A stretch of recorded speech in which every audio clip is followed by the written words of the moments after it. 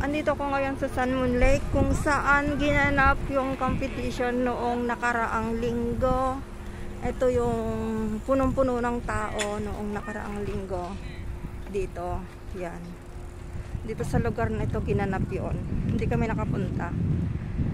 Tingnan niyo naman kung gaano kaganda, diba?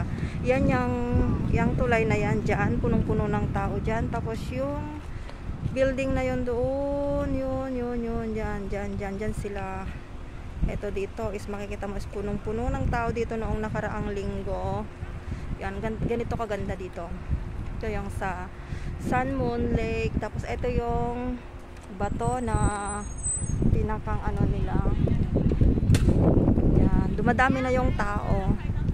Ito, pwedeng bumaba dyan. Tapos doon, dyan, sa tubig na yan dati, noong nakaraang linggo is punong-puno ng tao. Diyan, sa gawin na yan. Yan, tapos ito sa gitna nito. Gitna kasi yan, ayan. Magkabilaang parang tulay siya, dyan. Dyan, dito mo makikita yung sandamakmak na tao noong mga nakaraang linggo. Sayang hindi kami nakapunta. Hindi rin kasi kami naka-register, so okay lang. Pero maganda rin naman sarang nasaksihan namin yung kung gaano kadaming tao dito.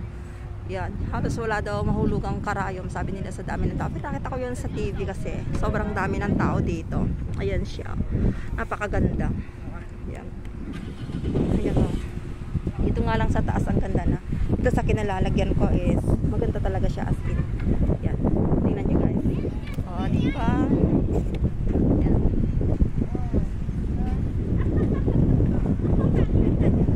Super ganda dito.